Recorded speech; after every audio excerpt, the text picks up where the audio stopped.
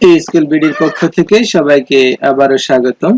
Microsoft power point টিউটোরিয়ালের আজকের এই পর্বে আমরা মাইক্রোসফট পাওয়ার পয়েন্টের যে কোনো স্লাইডকে কিভাবে পিকচার আকারে সেভ করা যায় অথবা মাইক্রোসফট পাওয়ার পয়েন্ট থেকে কিভাবে কোনো ইমেজকে ইমেজ আকারে সেভ করা যায় আমরা সেই জিনিসটা দেখব।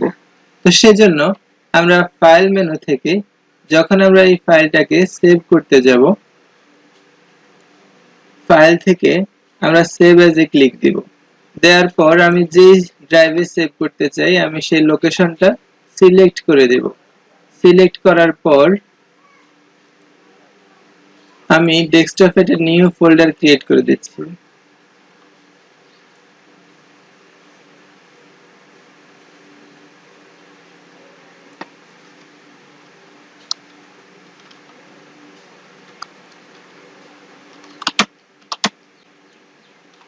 PowerPoint to ইমেজ এই ফোল্ডারটা আমি সিলেক্ট করব।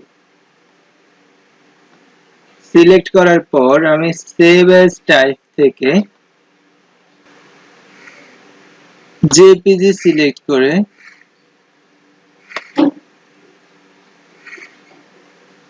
PowerPoint ইমেজ ফোল্ডারে আমি সেভ করব। PowerPoint ইমেজ ফোল্ডারটা সিলেক্ট করার পর সেভ এজ টাইপ থেকে আমি জেপিজি ফাইল ইন্টারচেঞ্জ ফরম্যাট এটা সিলেক্ট করে সেভ এ ক্লিক করব। সেভ এ ক্লিক করার পর আমাকে এখানে একটা পপআপ মেনুতে দেখাচ্ছে জাস্ট দিস ওয়ান, শুধু আমি যেই স্লাইডে ছিলাম সেই স্লাইডটা নাকি সবগুলো স্লাইড। আমি অল স্লাইডস এখানে ক্লিক করব।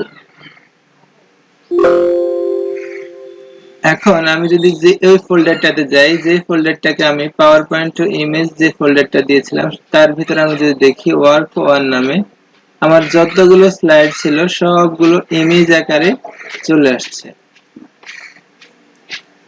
এখন আরেকটা জিনিস আমরা শিখতে চাই, সেটা হচ্ছে আমরা যদি কোনো একটা স্লাইড থেকে একটা ছবিকে জেপিজি আকারে সেভ করে রাখতে চাই তাহলে কি করব? আমার এই ছবিটা লাগবে কিন্তু এইটা তো আমি এখান থেকে কপি করে আমি ডেস্কটপে রাখতে পারছি না। সেজন্য আমি ছবি হিসাবে যদি আমি এটাকে সেভ করতে চাই তাহলে ছবির উপরে রাইট ক্লিক করব, করে জাস্ট সেভ অ্যাজ পিকচার এই অপশনটা সিলেক্ট করে আমি যেখানে রাখতে চাচ্ছি আমি যদি ডেস্কটপ সিলেক্ট করে দেই, সেভ এ ক্লিক করে দিই, তাহলে এই পিকচারটা এখানে পিকচার হিসাবে সেভ হয়ে যাবে। তো এটা ছিল পাওয়ার পয়েন্টের কিছু স্পেশাল ট্রিক্স। সাথে থাকার জন্য ধন্যবাদ। আল্লাহ হাফেজ।